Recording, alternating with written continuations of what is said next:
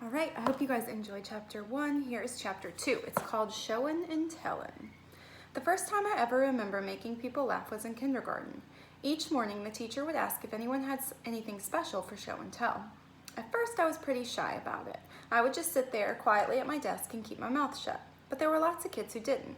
Like there was this one kid who we called Weird Peter Donnelly.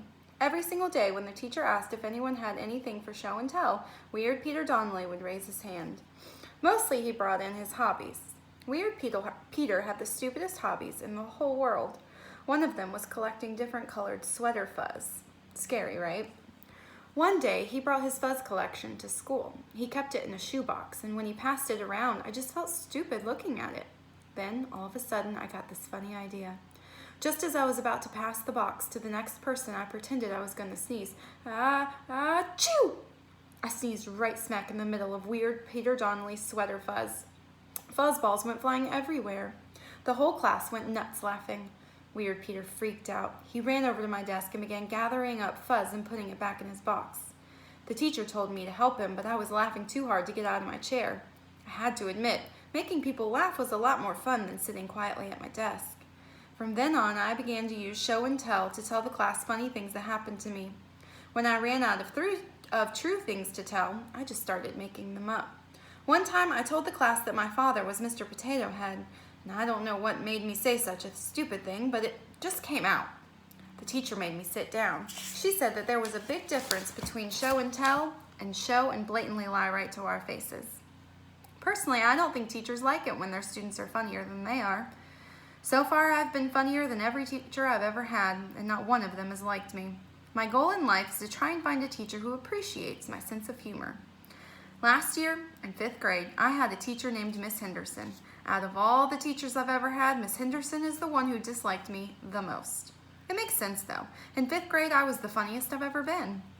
On the very first day of school, I knew we weren't going to get along. Miss Henderson made everyone stand up next to their desk and introduce themselves to the class. You had to say your name, where you were born, and something about your family. How lame. Allison Martin went first. She said, "My name is Allison Martin. I was born right here in Phoenix, and I have 2 brothers." Oh, let me write that down, I thought to myself. Then Brenda Ferguson stood up. "My name is Brenda Ferguson, and I was born in California. I have a baby sister." Blah, blah, blah, I thought. This had to be the most boring first day of school I've ever had. After about 6 kids had spoken, I just couldn't stand it anymore. I raised my hand. "Yes?" asked Miss Henderson. "You there in the yellow shirt." I looked down at my shirt. Yep, that was me all right. "Miss Henderson, I was just thinking, maybe we should try and tell something a little more interesting about ourselves instead of just the usual stuff." Miss Henderson considered it for a second, and then she gave a little smile. "Okay. Why don't you start us off? Tell us who you are and something interesting about yourself." Well, okay. Wow, I thought. Maybe, for once, I've got a teacher who's actually going to appreciate me. "Well, I'm Alex Frankovich," I said. "I brought a sandwich for lunch today, and I'd just like everyone to know that my bologna has a first name, and it's Oscar." The whole class cracked up at once. Miss Henderson had to be on her desk with a ruler to quiet everyone down. I almost felt sorry for her. Then, that was before she came over to my desk and bent down next to my ear and whispered, "I've got your number, funny boy." As soon as she got the class under control, we started all over with the same boring stuff we'd been doing before.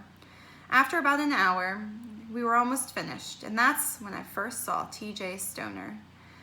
He was sitting all the way in the back of the room, so he was last to talk about himself. He stood up real slow and cool. "My name is T.J. Stoner," he said. "I just moved here from San Diego, and I have an older brother who plays baseball for the Atlanta Braves."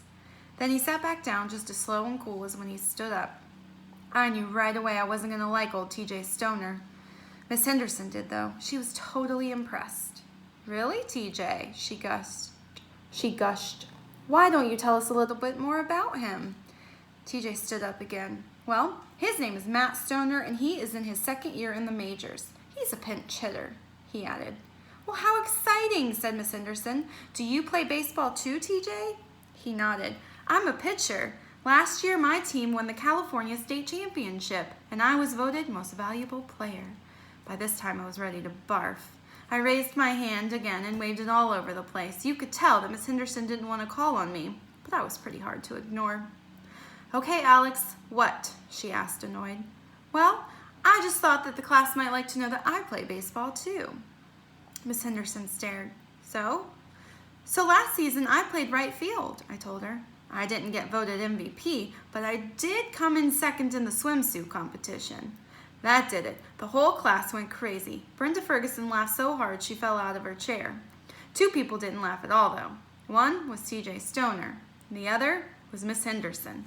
I sat down and shut up. I may be funny, but I'm not totally stupid.